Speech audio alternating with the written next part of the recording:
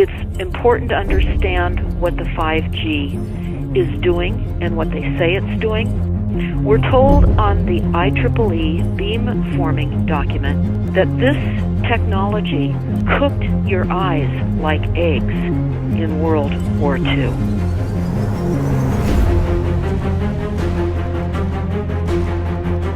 And you all need to understand these are military weapons. These are assault frequencies.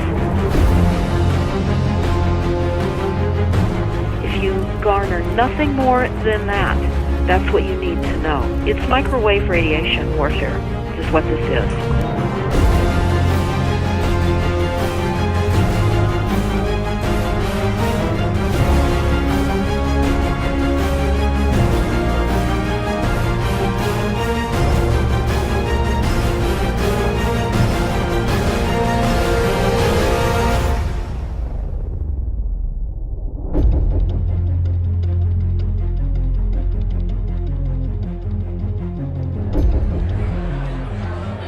Ladies and gentlemen, please join me in welcoming to the National Press Club Federal Communications Commission Chairman Tom Wheeler.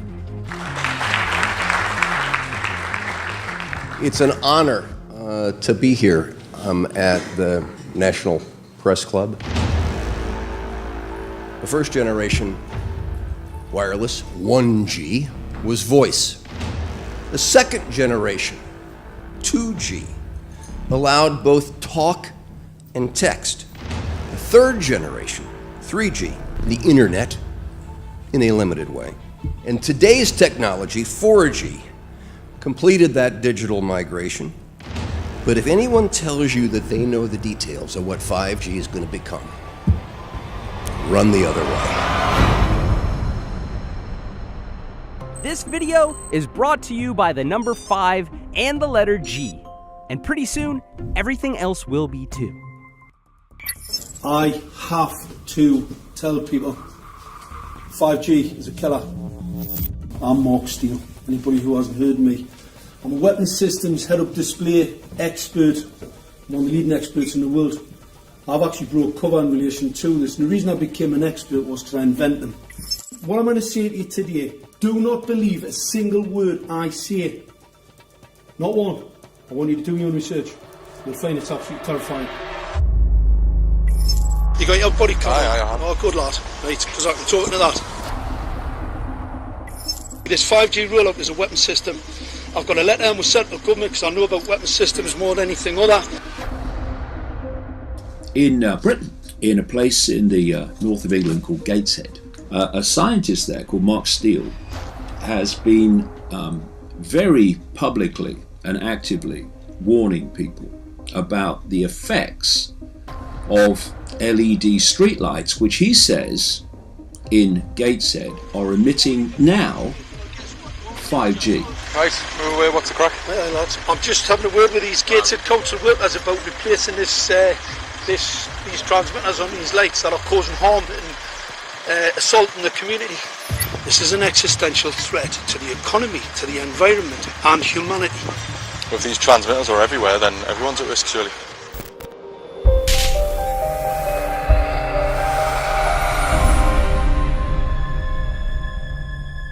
There's a lot of confusion about what 5G is.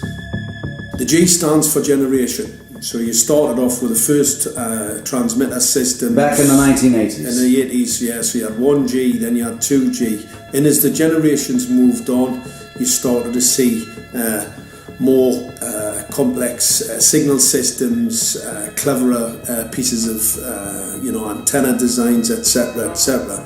So the whole thing became more data, quicker downloads, etc., etc. However, 5G is something completely different.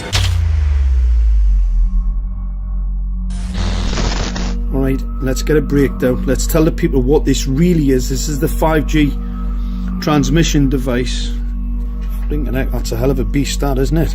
These are the uninsurable transmitters. Just get a good look at that, guys, because obviously I know there's quite a few experts who want to see more detail about the transmitters and the chipsets. Just have a good look, boys. This is the control management system masquerade. There's an antenna there, you see that? What is this phased array antenna here? What's that? This is for phased array, alright? As you'll see, it's got a driver, it's got some chip there. It's one chip. Look at the chipsets on this. This is your dystopian world. What did Gateshead Council say?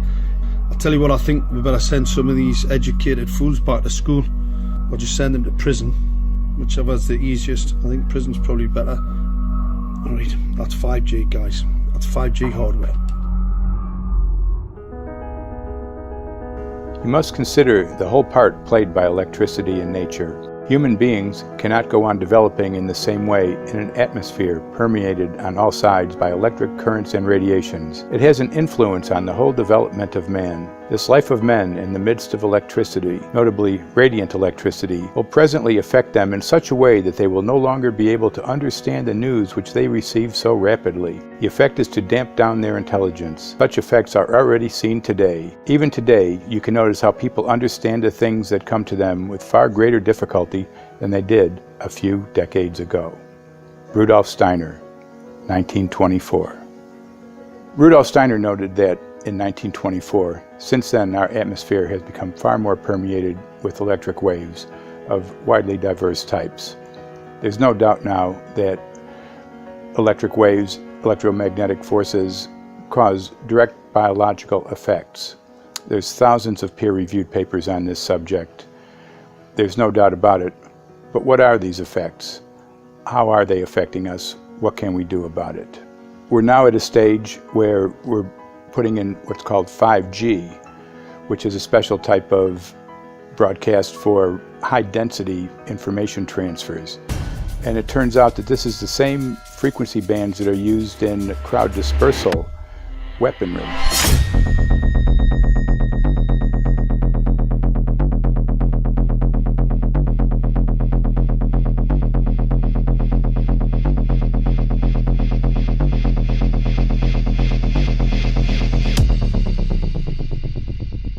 5G, first and foremost, is densification. So it's significantly more transmitters at close proximity to a human, and it is also a sophisticated, illegal, unlawful transmitter. What I mean by that is it is a high gain dielectric lens antenna, and what that allows 5G transmitters to do is to 3D map its environment in your home. The 868 megahertz frequency is specific for battlefield interrogation systems, so sub-gigahertz. It allows the signal to travel through concrete brickwork with ease, and it can actually data gather. It is a target acquiring system. Phased array is basically radar off the battlefield. It is extremely good at identifying targets and being able to lock onto targets. And not only that, it can specifically target you as an individual. So any judge sitting on an interesting case, let's say, any lawyer, any barrister, anybody doing any work that is potentially controversial, your life could be at threat. So the antenna design that you currently have on top of these LED streetlights, masquerading as a control management system, is basically battlefield interrogation equipment. The first phased array unit was actually called Mammoth, used by the Germans during the Second World War to identify Allied aircraft. Obviously things have moved on significantly since then.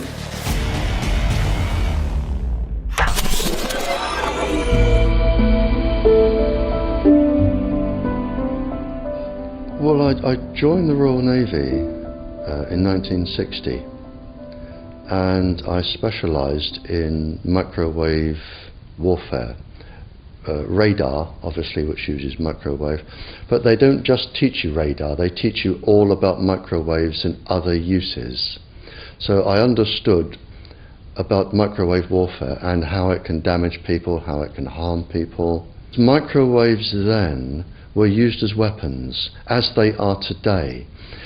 It is a perfect stealth weapon, and when governments don't like a group of people, For instance, the ladies who protest at Greenham Common in England about the American missile base they camped, they were microwaved. We microwaved Catholics in Northern Ireland to make them sick. It goes on all over the world, and it's a weapon that you don't know you're being targeted because the dose is very, very low, which is actually more dangerous than a high dose. It's very, very low, and it may take a year or two, but you can cause neurological damage and cancers with low-level microwaves, and you can make all your opponents sick. It's a perfect weapon for a government. Our impulses are being redirected. We are living in an artificially induced state of consciousness that resembles sleep. Their intention to rule rests with the annihilation of consciousness. We have been lulled into a trance. They have made us indifferent to ourselves, to others. We are focused only on our own gain. Please understand, they are safe as long as they are not discovered. Keep us asleep, keep us selfish, keep us sedated. Almost immediately, I had neighbours knocking on the door, talking about children bleeding from the nose. I had images posted on Facebook. And one neighbour in particular came to my door and mentioned the fact that since the LED street lighting had been installed, she was bleeding from the nose every single night. I thought it was unbelievable. However, I spoke to another neighbour who lived not far from the first lady who mentioned this, and she also confirmed that since the LED street lighting had been installed, she also had started to develop nosebleeds and had never had nosebleeds before in her life. That then put me on a journey to investigate. I measured microwave radiation levels from the transmitters on top of the LED streetlights. The basic 868 megahertz, it was significantly higher than the current Council of Europe 1815 resolution, which is a maximum of 600 millivolts. I've measured up to over 3,000 millivolts. 5 to 6 times higher than the guidelines. Significantly higher than the current Council of Europe 1815 resolution, which states that 200 millivolts should be the maximum. The Bioinitiative report states that it should be significantly less than that. So we've got the Council of Europe, that's, you know, the international criminal courts are stating that, you know, the learned judges have said that 200 millivolts, and I'm measuring in bedrooms in Gateshead, minimum 600 and up to 4,000. Does this mean that in 2020, 2021, when 5G is destined to roll out globally, that you're going to get those kind of readings everywhere all the time? Everywhere all the time. Worse than that? Worse than that. Yes, 5G will connect the Internet of everything. If something can be connected, it will be connected in a 5G world. Hundreds of billions of microchips connected in products from pill bottles to plant waterers, requiring massive deployment of small cells. We won't wait for the standards. Now, to make this work, the 5G build-out is going to be very infrastructure intensive. We must reject the notion that the 5G future will be the sole provenance of urban areas. The 5G revolution will touch all corners, and that's damn important. The interconnected world of the future will be the result of decisions we must make today.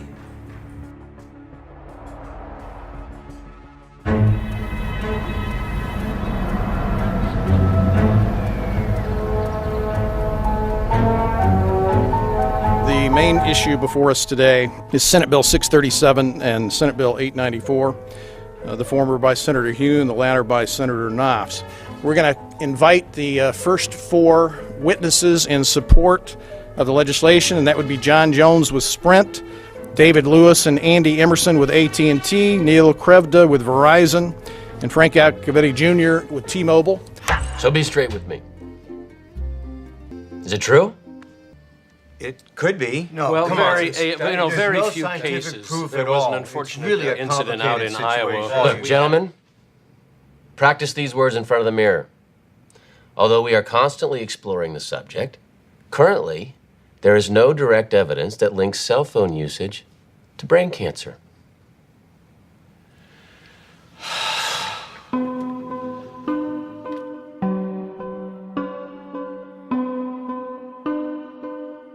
I'm Sharon Goldberg. I'm an internal medicine physician. I've practiced medicine for 21 years, and my background is mostly academic, internal medicine, hospital-based, clinical research, and medical education. I'm a certified Microsoft small business specialist. I worked on space station designing the cabling system for the airlock module, where I was responsible for EMI, EMC analysis, which is electromagnetic interference, electromagnetic compatibility. I am a professor in the Department of Epidemiology, Biostatistics, and Occupational Health, and I teach there both toxicology and health effects of electromagnetic radiation. My name is Daphne Tachover, and I'm the founder of an organization called We Are the Evidence. We are an organization that represents the many adults and unfortunately many children who have become very sick from wireless technology radiation. There seems to be a couple false Easter eggs being put out there right now. I want to make sure we dispel that right off the gate.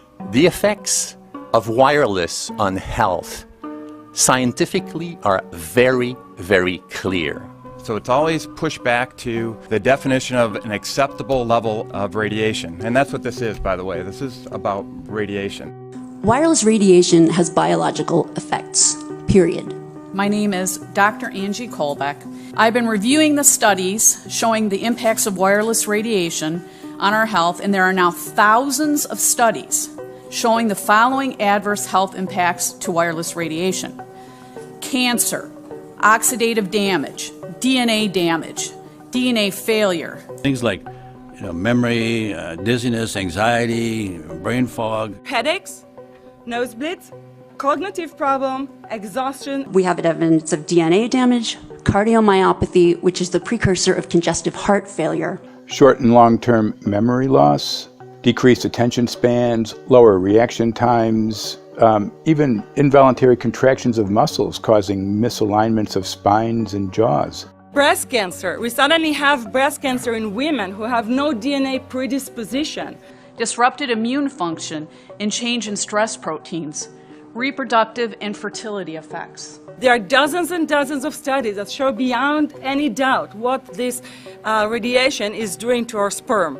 Now, if you take the cell phone out of your pocket, the sperm will recuperate within 3 to 4 months. What would not recuperate would be the damage to the DNA of the sperm. That is irreparable. The wife of the ex-governor of Indiana was diagnosed with glioblastoma. Same brain tumor Ted Kennedy had and John McCain had. Did you look at John McCain's scar? This is a cell phone brain tumor. LeBron James, one of our sports people, had a salivary gland tumor.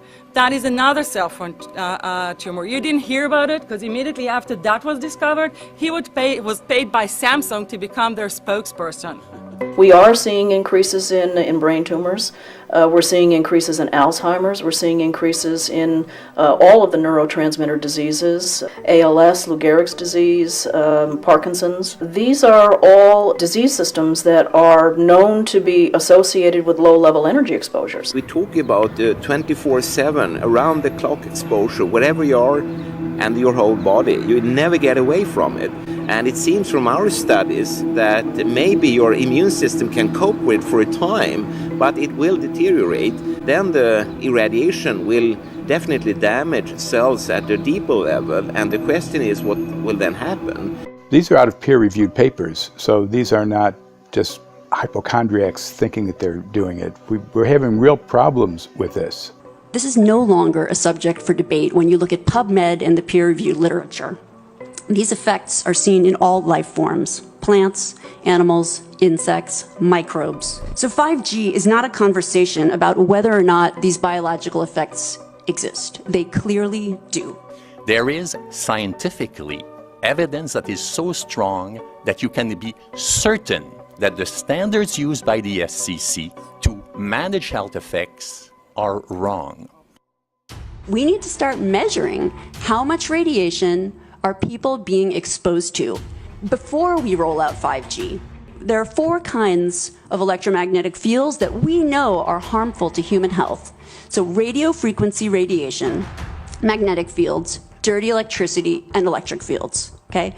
Our exposure, any given person, and all humans are affected by EMFs. What is our exposure in a day? It's not one cell phone.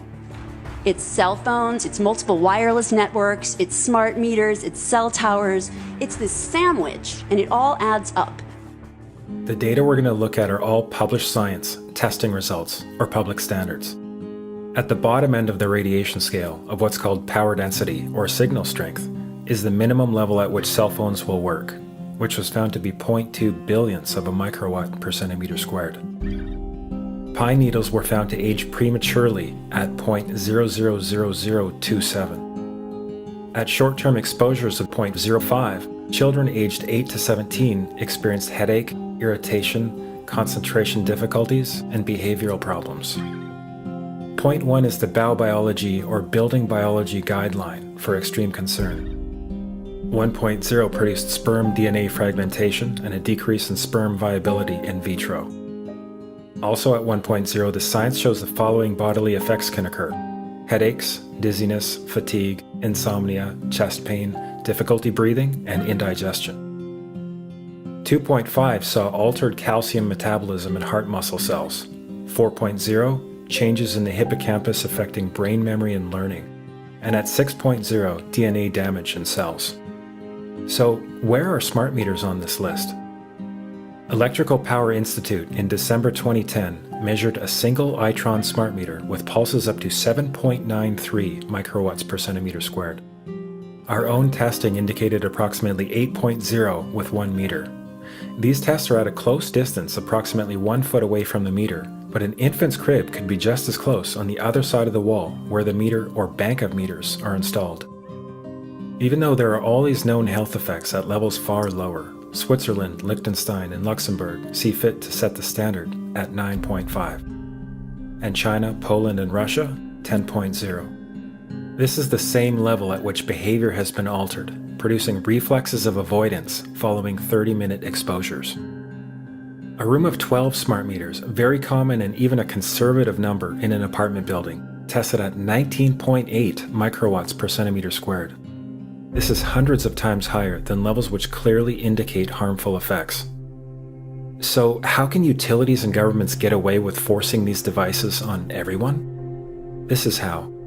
In Canada and the US and several other civilized countries, the safety limit is set at 600 to 1,000 microwatts per centimeter squared.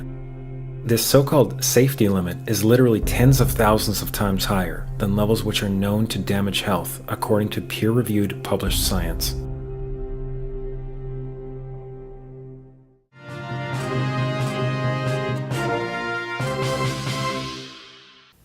Faster, better, more reliable internet. That's the promise of 5G technology, but there is also the peril. Health hazards associated with radio frequency that is higher also and requires more transmitters and antennas. And the stark, simple fact is the health hazards are unknown and unstudied. And that is a sign of neglect and disregard on the part of the Federal Communications Commission that seems unacceptable. There have been no answers so far. The FCC basically has said everything's fine, but in order to reach a conclusion about the health and safety of this new technology, we need facts. Mr. Chairman, thank you for having this hearing. 5G, as you well know, also uses higher frequency waves that don't travel as far and will rely on a network of hundreds of thousands, potentially millions of small cell sites. And the question then is, are there any health implications, any public safety implications to those additional sites that are likely to be located close to homes, schools, workplaces, and closer to the ground, correct? correct, Senator. Yes. So my question for you, particularly Mr. Gillen and Mr. Perry, how much money has the industry committed to supporting additional independent research? I stress independent research. Is that independent research ongoing? Has any been completed? Where can consumers look for it? And we're talking about research on the biological effects of this new technology. Thank you, Senator. I think, thank you for your focus on the issue. Safety is paramount, and as you alluded to, we rely on the expert agencies, we rely on the findings of the FDA and others as to the requirements to keep all of us safe. There are no industry-backed studies, to my knowledge right now. Happy to visit with you as to what opportunities you think there needs to be more studies, and we're always for more science. We also rely on what the scientists tell us. So essentially, the answer to my question, how much money? Zero. I can certainly follow up with you, Senator. To my knowledge, there's no active studies being backed by industry today. Anybody else know of industry commitments to back research, fund it, support it, to ascertain scientifically the health effect? No, I'm not aware of any. So there really is no research ongoing. We're kind of flying blind here, so far as health and safety is concerned. Thank you, Mr. Chairman.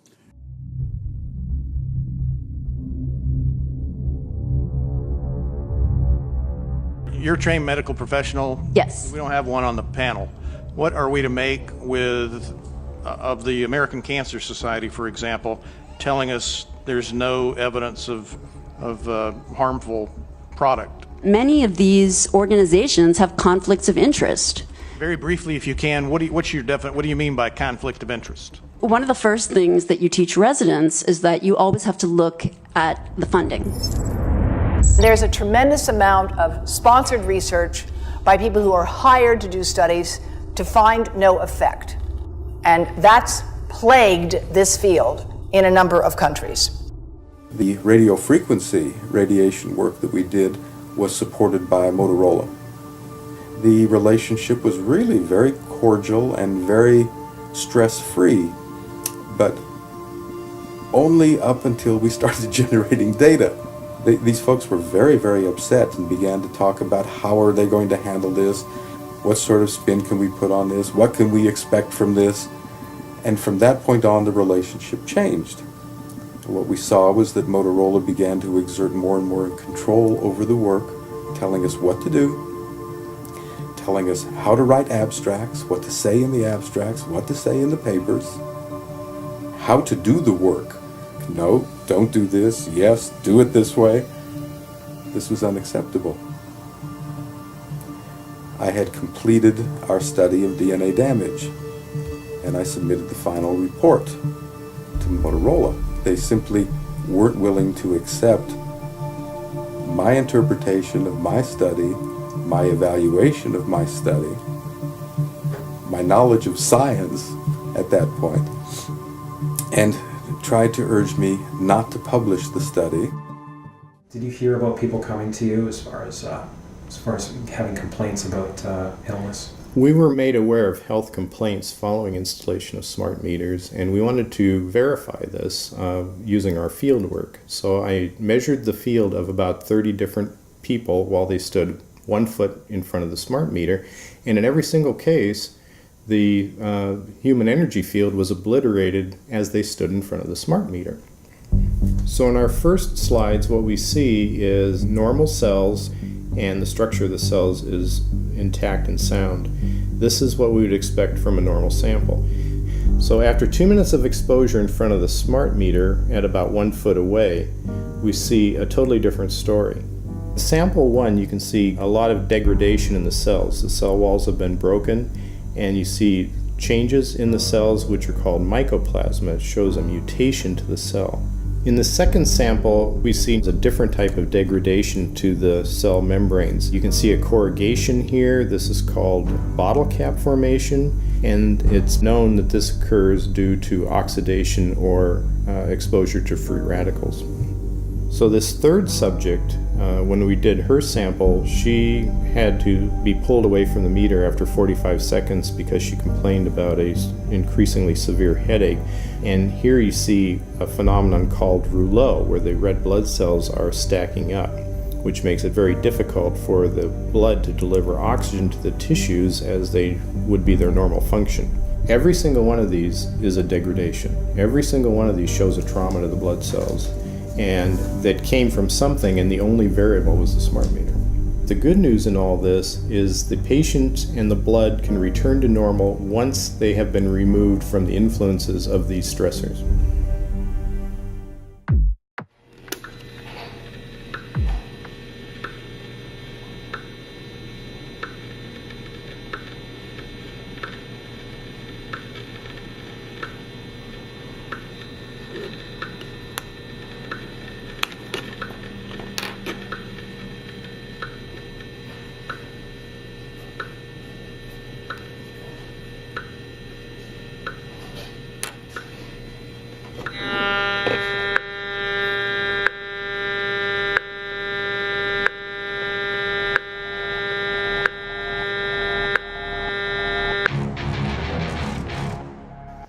Some of the effects that we can look at, well, one thing is just our regular Wi-Fi, 2.4 gigahertz. That's in the same range as microwave ovens, which are also called radar ranges, because that is radar.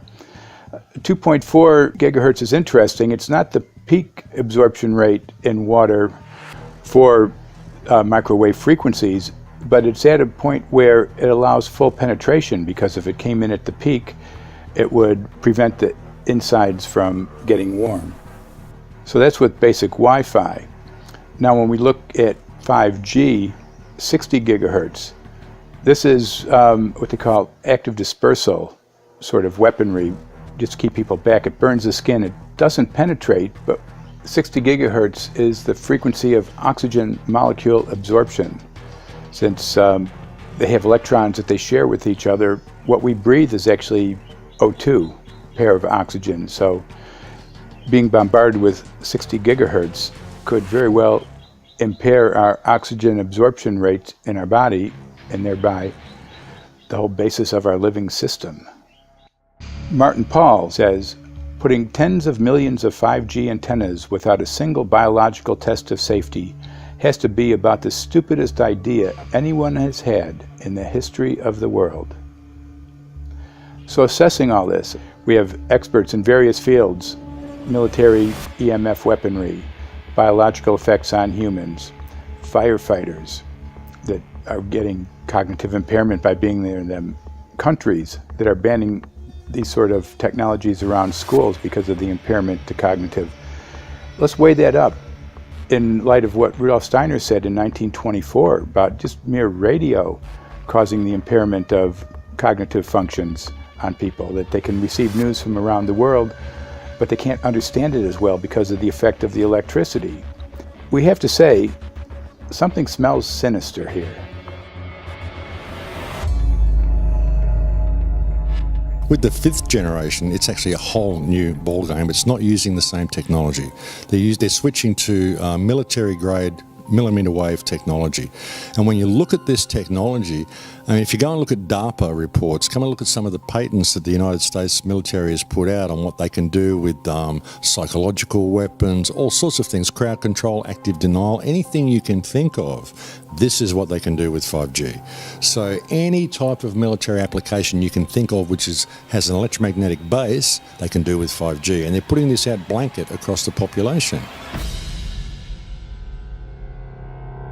Ladies and gentlemen, the President of the United States. Good evening, my fellow Americans. In the councils of government, we must guard against the acquisition of unwarranted influence, whether sought or unsought, by the military-industrial complex. The potential for the disastrous rise of misplaced power exists and will persist. We must never let the weight of this combination endanger our liberties or democratic processes.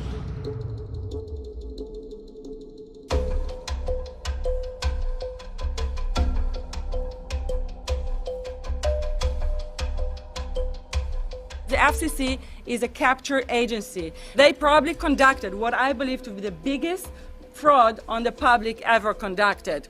The FCC has been described by Harvard University's Center for Ethics writer Norman Alster as the most captured agency in D.C., acting more as an industry cheerleader than a regulator.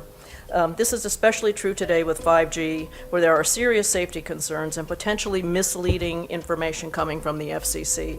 For example, the previous chairman of the FCC is Tom Wheeler. He was the head of the Wireless Lobby Association for 14 years. Now remember, Obama told us there would be no lobbyists in his administration, so he took the biggest lobby and put him as a head of the FCC. And that's damn important.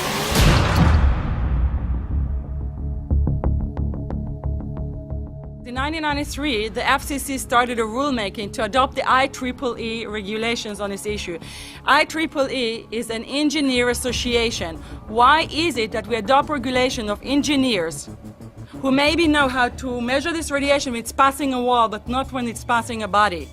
All our health agencies objected it, saying that it makes no sense to adopt engineer association, that they had not even one biomedical person on their team. They are effectively indemnified against adverse health impact lawsuits when the acceptable limits are higher than the limits actually shown to show harmful health effects. The FCC guidelines were developed for short-term exposures, 6 minutes, 30 minutes, depending on it's a phone or an outdoor exposure.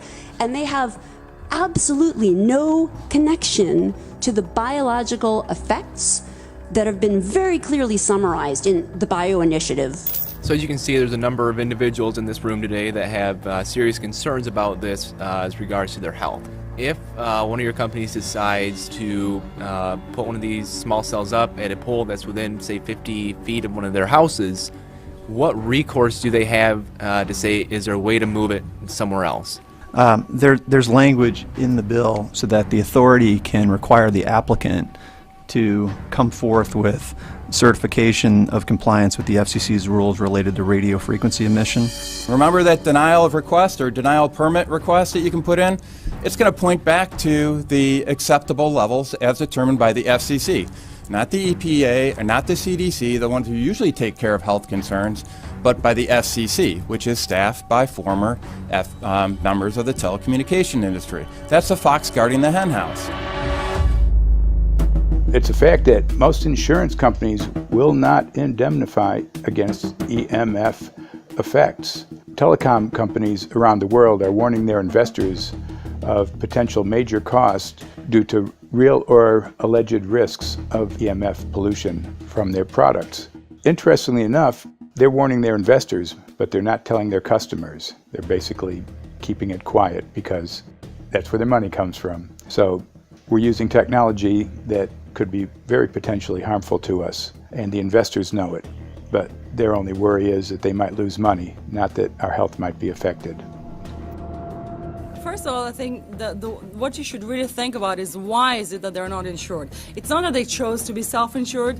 They actually rejected by the insurance company from being insured because they understand the risk. So the insurance companies, the big insurance companies, will not insure the telecommunications? So there's insurance companies, and then there's what's called secondary insurance companies. Secondary insurance companies are the insurance companies that insure the insurance companies. So in an event, an insurance company, let's say I insure Verizon, and it may not be able to meet the claims, then the secondary insurance company is kicking in. Like Lloyd's of London? Sorry? Like yes, Lloyd's of exactly. London? So two leading ones would be Lloyd's of London and Swiss Re. Both told the insurance company not to insure the wireless industry, and this is why they're not insured. And that should give you a hint. Now, this is exactly why they have to prevent a health lawsuit. And how do they prevent lawsuit? That goes back to Section 704.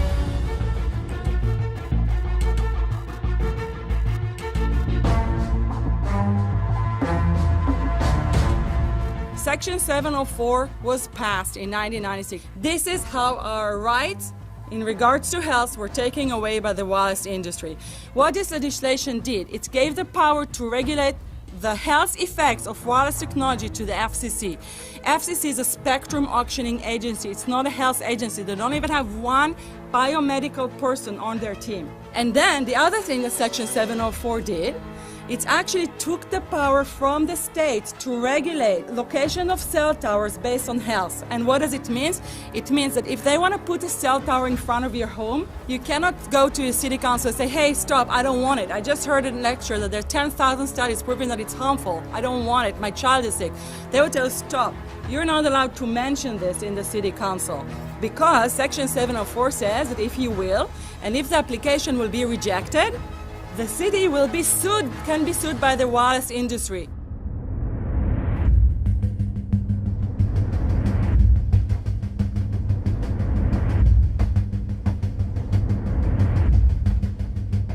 A major U.S. government study on rats finds a link between cell phones and cancer. Very first government study linking the radiation from cell phones to cancer. Two-decade, $30 million federal study out today found there is some evidence of a link between cell phone radiation and brain cancer. Professor, what is the NDP? I've heard that study several times. NDP is what? So it's a $25 million study on rats and mice that was supposed to demonstrate that there were no effects of radiation below thermal. And in fact, it demonstrated exactly the opposite. And it follows on the heels of two major studies on animals that said exactly the same thing. And that study was designed perfectly to make sure that it cannot be challenged, that there will not be any doubt. That's why it took them 14 years. That's how they prevented discussion of health. And why do they want to prevent discussion of health if there's no problem with health? Simply put, FCC is completely unprepared, unable, and possibly unwilling to oversee 5G for safety, even as it barrels toward us. They are falling back on tired definitions and panaceas long since disproven by science.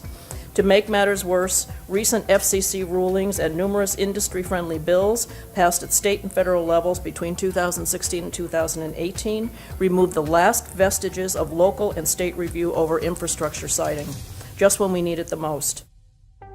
When those first studies were performed years and years ago, nobody knew about the importance of the microbiome, the role of the microbiome and the immune system, and even less the role of the microbiota inside our brains, that is, the microbes that are normally resident inside our brains, whose influence on brain function is nothing but immense. And you may think, well, who cares about the microbes?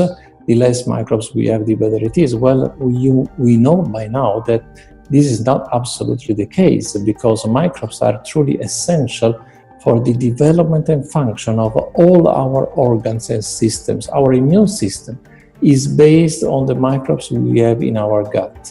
And our brain also has microbes that influence its function. In tests, it's been found things like mold. If you grow mold inside a Faraday cage, it'll grow one way, and then even if the electromagnetic fields are around, take the Faraday cage away and some sort of 600 biotoxins are developed within the mold because of the effects of the EMFs upon it. Electromagnetic fields, even of weak quality, have an effect upon our microbiome, which is really essential to our whole being. This is going to eviscerate microbial DNA inside human beings, which is our effective operating system, number one. So it may not impact human DNA in laboratory experiments right now, and they're saying it doesn't impact human DNA. But given that human DNA is less than 1% of the cellular DNA in the human body, the rest of the cellular DNA is microbial, and we know that this will eviscerate microbial DNA. So we're talking about a takedown of the operating system of human beings. Exactly. I couldn't have put it better myself.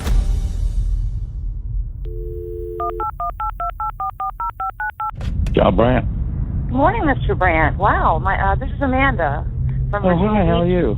Hi, I've been trying to get a hold of you for months now. You guys are covering up chemtrails.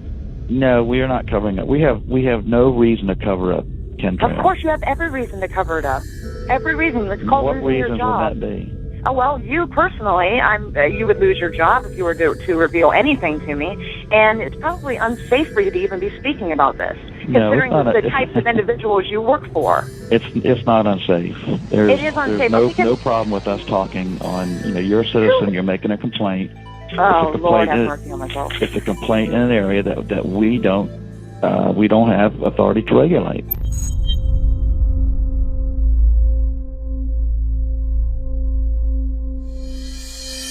So the connection between chemtrails and 5G.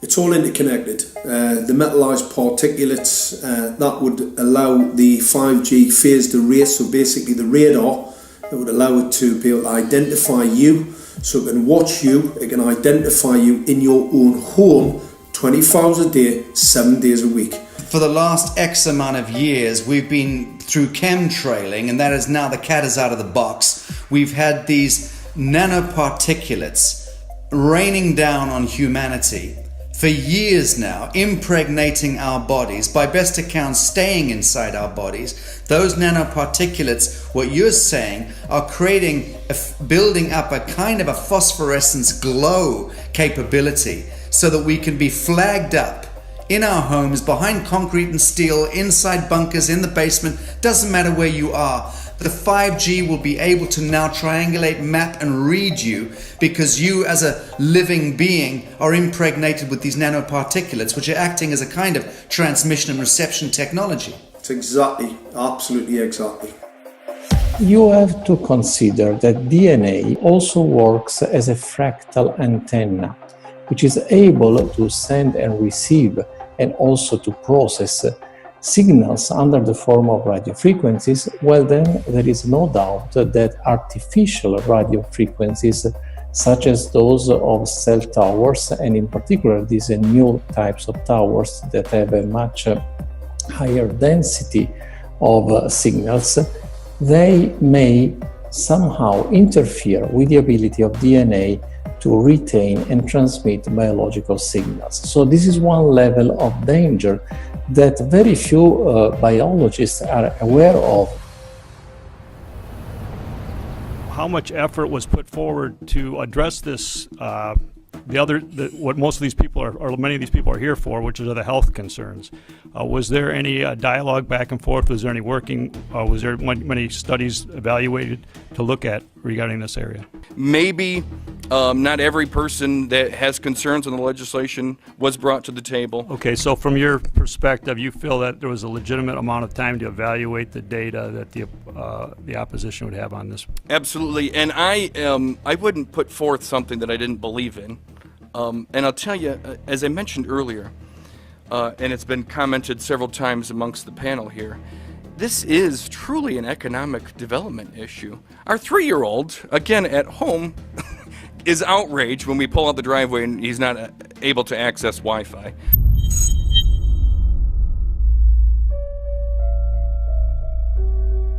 I think anyone who puts Wi-Fi into a school should be locked up for the rest of their life. I really do. I think they're not fit to walk on the surface of this planet because they haven't looked at the research, and whatever incentive they have, it is not worth the genetic problems that parents are going to face with their children when they're born. France has banned Wi-Fi in nursery schools and put warnings out for regular schools because they're finding there's impaired learning capacity in children when they're around Wi-Fi. And they have to put up warning signs where they put Wi-Fi transmitters. When I got sick and I learned that they're putting Wi-Fi in the schools in Israel, I was very sick at the time, but I could not tolerate the thought that children in the schools will become as sick as I have. And after a few months of correspondence, I submitted a Supreme Court case in Israel to ban the use of Wi-Fi in the schools and replace them with wired network. The 4 top diseases that kill our children, our young adults right now, are brain tumors, thyroid cancer, testis cancer, rectal cancer, everywhere we put our cell phones. And a lot of our children are sick and they're being misdiagnosed and mistreated because the wireless industry has put billions and billions of dollars in the past 30 years to mislead the public as to the health effects and keep the public uninformed. We are performing an experiment on children. We are exposing children to microwave radiation for 6 hours during every school day. We have had absolutely no studies looking at the long-term effects of this radiation on young people or even on adults. A considerable amount of research shows that developing brains and bodies of children are much more affected than adults. And there are clear indications of a link between increased electromagnetic fields and autism spectrum disorders. We took 10 autistic children and went back to the sleeping location where the mother was when she was pregnant with that child and compared it with the sleeping location of a mother that gave birth to healthy children. We had 10 mothers in that group, 10 mothers in this group, and in the group of the autistic children, we found that the measurements that we got for the microwave exposure was elevated compared to the group of children that were normal. The fetus is affected. The exposure to man-made electromagnetic fields has become the first factor that could be isolated ever in autism that could predict autism. The fifth generation of wireless technology, or 5G as it's being rolled out worldwide without safety testing. Let me say that again, without safety testing. And how we've got scientists and doctors and environmental organizers saying, stop this. Because in terms of the effects of wireless radiation, the science is in. Wireless radiation can lead to cancerous heart tumors, brain tumors, DNA damage. Wireless radiation is linked to infertility, to autism, Alzheimer's, and more. And guess what? All the effects that I just listed, those are some of the effects that are known according to the technology that's being seen today. First of all, you have to know that we know that the other EMFs that we're exposed to are already known to be health risks. And basically that 5G, because of the frequency that's going to be used and because of the extraordinarily high pulsation levels that will be used, is a much bigger threat to our health than the things that we already have, which are very substantial threats to our health. We're not just talking about the intensity. We're talking about the frequency and the very high level of pulsations. There's a huge literature which shows that pulsed EMFs, EMFs that pulse up and down very rapidly, are in most cases much more biologically active than our non-pulsed EMFs. Every single wireless communication device communicates via pulsations, but the industry completely ignores this issue. The problem with 5G is that they're planning to put out tens of millions of these antennae all over the place without doing one single biological safety test. Are you implying possibly that we, the consumers, are the guinea pigs since they haven't really done tests to see the effects in a smaller setting? I mean, that's not an implication, it's a statement. We are, yes. Cancer is not the main concern that I have. I'm really concerned about sperm count and about effects on pregnancy. How many of you know that 1 in 6 American couples is unable to have a child when they want to? How many of you know that last year the birth rate in this country dropped the most that it ever has in recent history, 3% in a single year? People look at the sperm, and people use cell phones, and the sperm, usually sperm swim, and they swim straight. But if you expose them to radio frequency, mobile phone waves, they swim in circle. Studies have been done here in Australia, taking sperm from healthy men. And one test tube gets exposed to cell phone radiation, and one test tube is not exposed to mobile phone radiation. And then the results are evaluated. And this is a measure of vitality. We measure how well the sperm swim. This is a measure of motility. This is a measure of mitochondrial DNA damage. They have 3 times as much damage on their DNA if they have been exposed to mobile phone radiation. The data on that are rock solid. Cell phones can damage sperm quantity and quality. Your embryo, your uterus in the fetus, where your child is developing for the first 100 days, in the ovaries, the eggs do not have that protection. So they are at maximum risk from radiation. And for the first month or so, you wouldn't even know you were pregnant. You wouldn't even be taking precautions. That is the main danger area. So you give birth to a daughter, but her ovaries are now contaminated.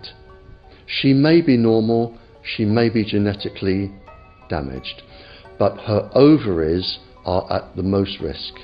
So when your daughter grows up and she becomes pregnant and has a baby, this is where one of these eggs will be fertilized and come out. So the real damage here is your grandchildren. That is where it is going to show most. Do you think that there is a chance that within the third generation of females, they may be irreversibly sterile?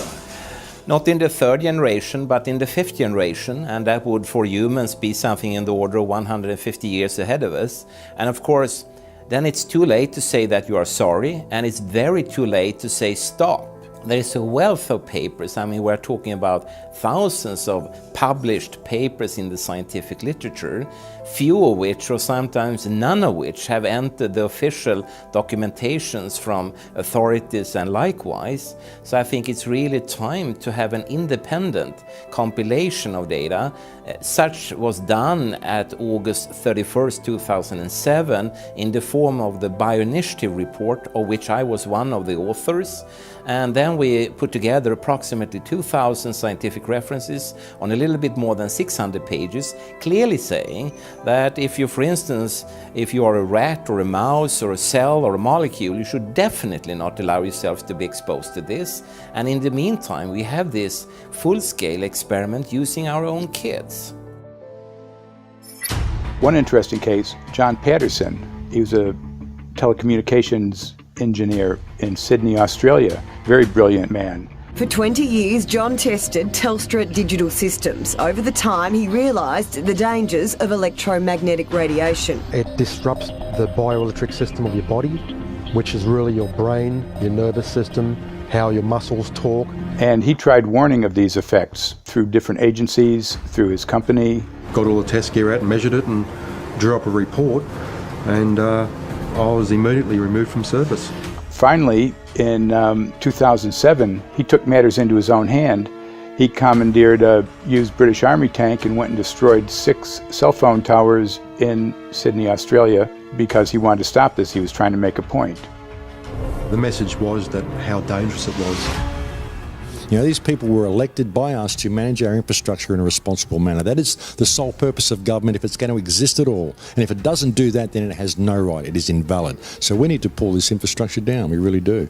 But in order to do that, I mean, we can't just be some violent domestic terrorist. You've got to bring this awareness to the people that these towers are doing them damage. You don't need bandwidth that fast. And they're not doing it so you can download movies quickly. They're doing it so they can track every single thing you do and bring in this social crediting system to control even everything you think. There's a story about a lady called Claire Edwards. She was a United Nations staff member, and she was warning of the potentially catastrophic dangers of 5G technology. I took the issue to the UN Secretary General, Antonio Guterres. He is a physicist and electrical engineer, and lectured on telecommunication signals early in his career, yet asserted to me that he knew nothing about the dangers of 5G. Current public exposure levels are at least 1 quintillion, that's 18 zeros, 1 quintillion times above natural background radiation, according to Professor Olle Johansson of the Karolinska Institute in Sweden. The highly dangerous biological effects of EMFs have been documented by thousands of studies since 1932, indicating that we may be facing a global health catastrophe orders of magnitude worse than those caused by tobacco and cigarettes. 5G is designed to deliver concentrated and focused electromagnetic radiation in excess of 100 times current levels in the same way as do directed energy weapons. There is currently an international appeal signed by 237 EMF scientists from 41 nations, urging the UN and particularly the WHO to exert strong leadership in fostering the development of more protective EMF guidelines, encouraging precautionary measures and educating the public about the considerable health risks, particularly the risks to children and fetal development. Sorry, because we are talking with someone that is a little bit ignorant on these things. We're talking to the Wi-Fi systems. I become worried because I put those devices in my house. I will have to, I confess my ignorance on this. We will have to, but I'm going to raise this with WHO, which I think is the organization that might be able to deal with it properly, because I must confess I was not aware of that danger.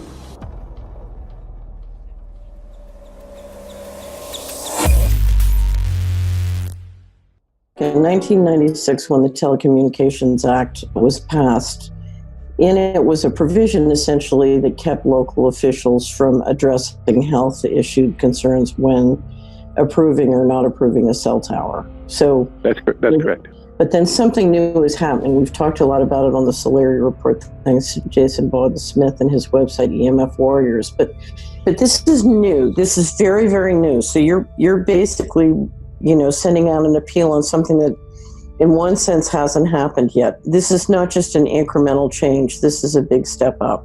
It's a sea change. An onslaught's not an improper word. It's a bombardment.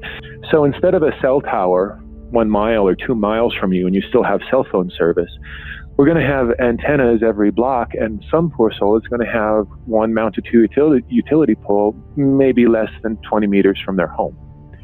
So this kind of, invasive bombardment with this many antennas, just in 1 square mile, if you do the math, 1 per block and 16 blocks per mile, that's about 250 antennas per square mile. The millimeter wave is untested. Former FCC Chairman Tom Wheeler openly said that they don't plan to test. We won't wait for the standards. And then our appeal also addresses the fact that there's a plan to roll out 5G through satellites in low Earth orbit. So 20,000 satellites, which will cover every square foot of the planet with a 5G signal. 6, 5, 4, 3, 2,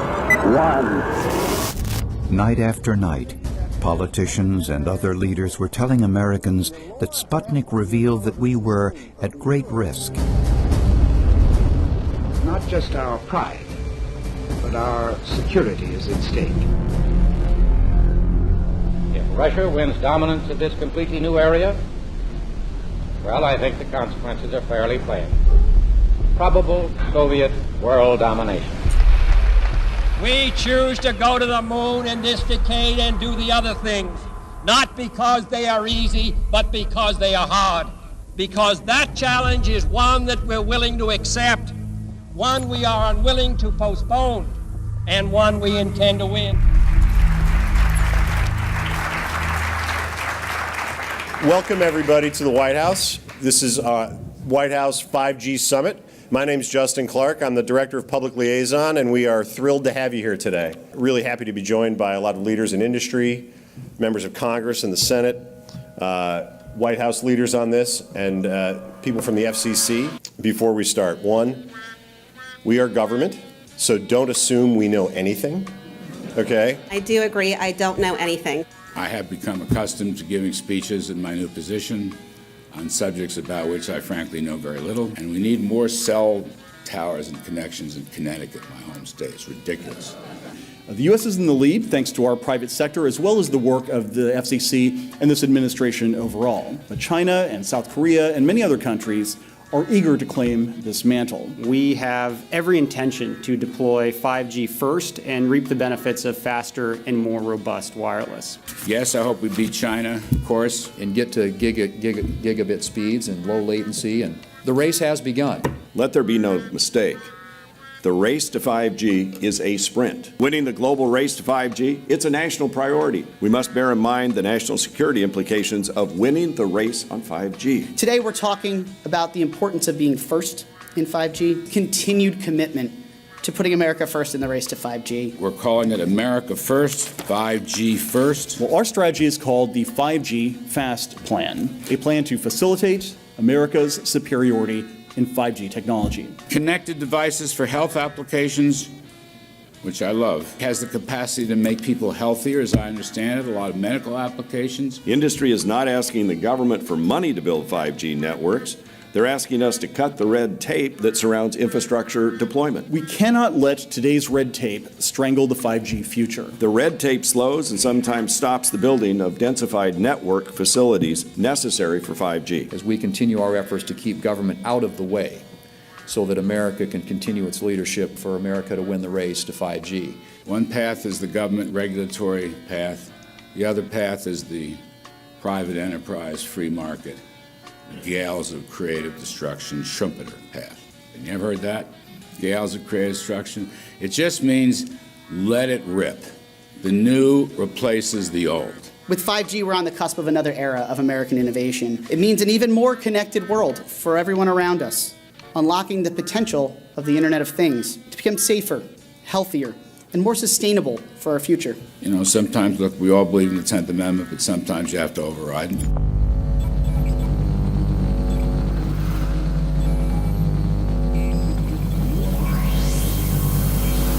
By the way, the 1996 bill permits that kind of override.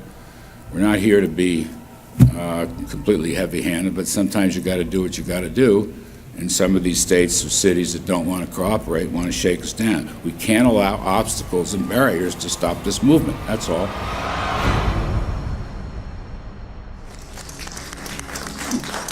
And this happened in Canada. I mean, there were some activists I was working with up there that said, well, you know, we won a victory. We got the Public Utilities Commission to allow us to opt out. And I said, boy, that's divide and conquer. They just got rid of the people that were raising hell. So, you know, that's not the answer. We need to opt out everybody. An opt-out is an agreement to pay to not be harmed. An opt-out is volunteering into extortion. An opt-out says that if I don't pay you, you have the right to harm me. So that doesn't work. This is a mandate. This is being pushed down your throat by a company that is not responsive, by a government that is not responsible, and it's being done in a collusion that's designed to undermine the individual rights of individual people in communities across the country and around the world. The Minister for the Environment has a duty. His duty is primarily to ensure that there is cleaner, better, healthier environment for people in this country. It's a simple duty.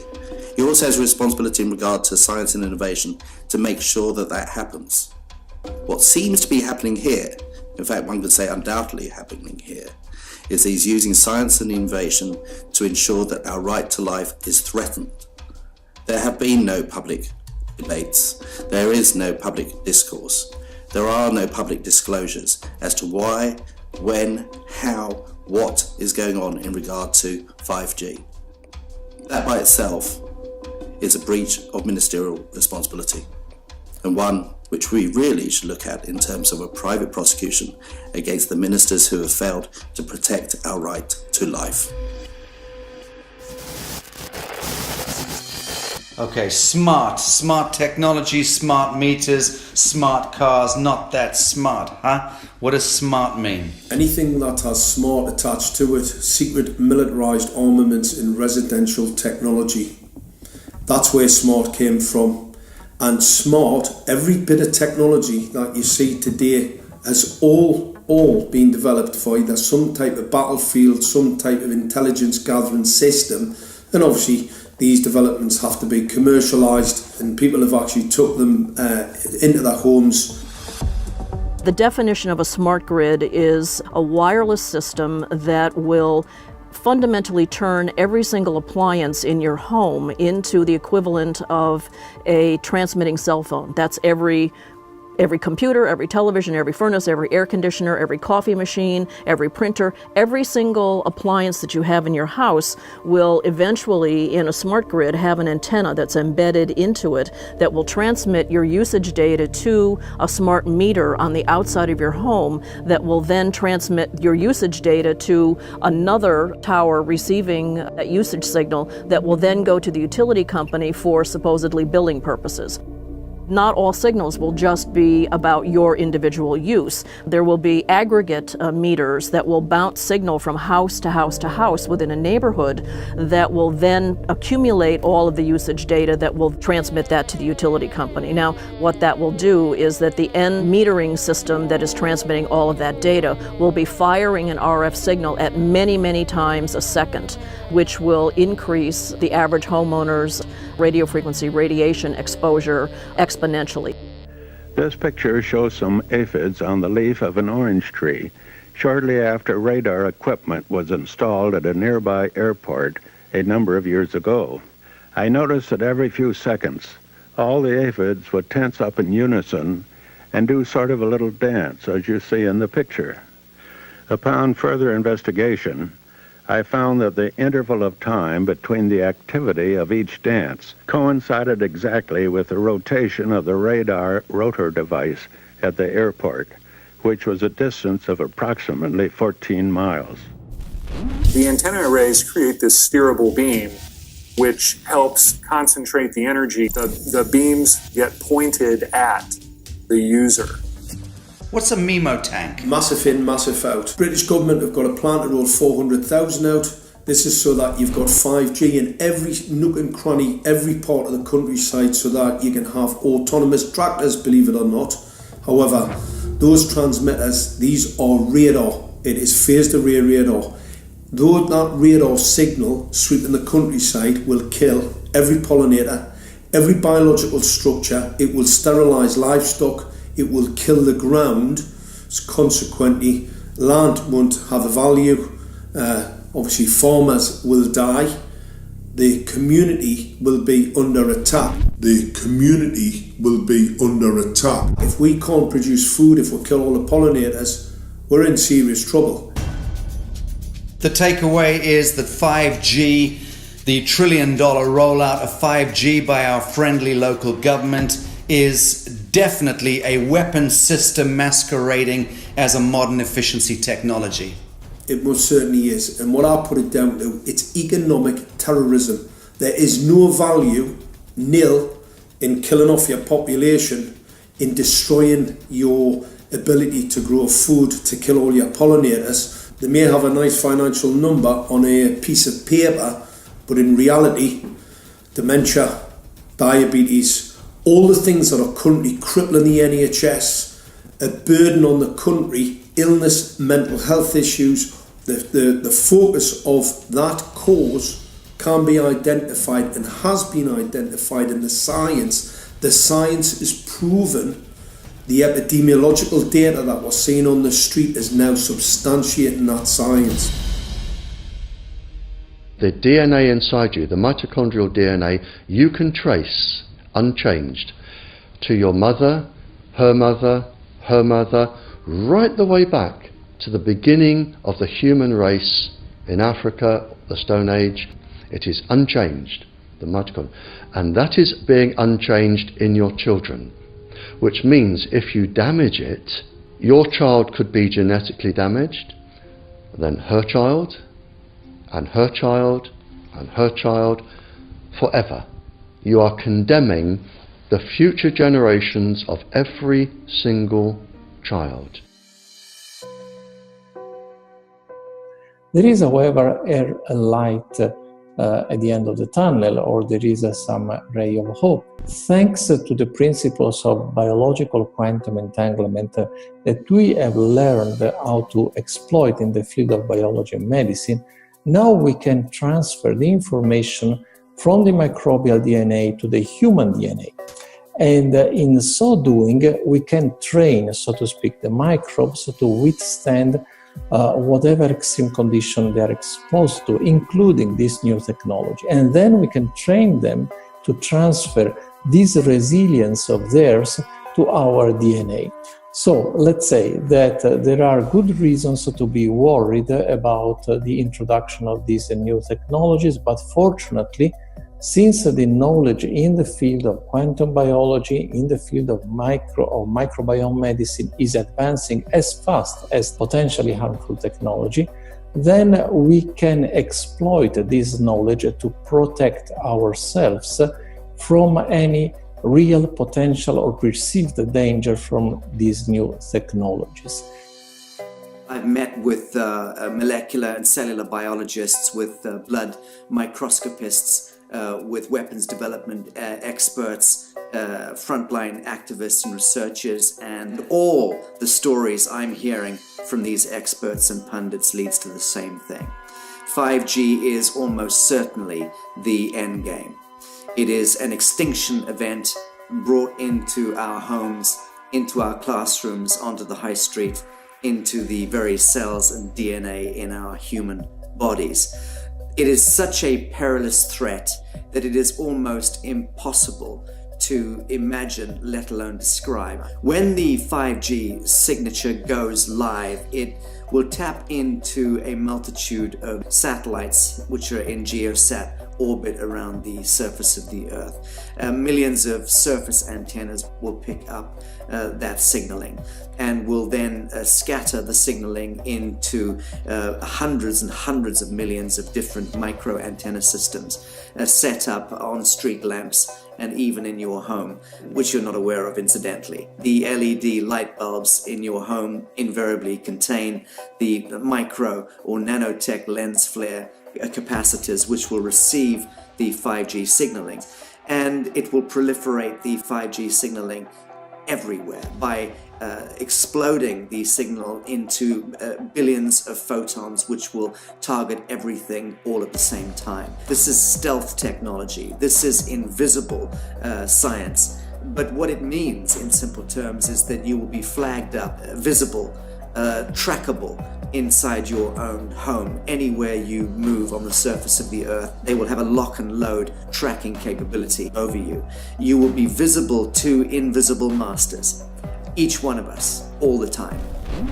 Today, our governments and the corporate sector have managed somehow to infiltrate the mainframe of our civilization and are pushing through a $20 trillion infrastructural rollout without any, and I mean without any, health science running behind it.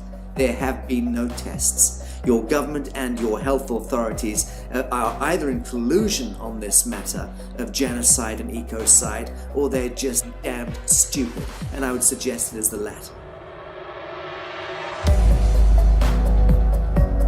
Shame on the technologists and the electricians who are furthering this technology in our homes, in our offices, in our streets. Shame on the legislators and the parliamentarians and the troglodytes and bureaucrats that proliferate our society today. Shame on that echelon for putting their signatures to contracts which allow the fast tracking of this technology into our homes and onto our high streets. Shame on the parliamentarians and international leadership whose wet ink signatures and seals of office are sanctioning and permissioning the rollout of something which is arguably the greatest threat to humankind. Shame on each one of us who now fail to get up out of our homes, walk out of our front doors, and challenge every so-called authority who dares to violate our bodies, our homes, and our future generations.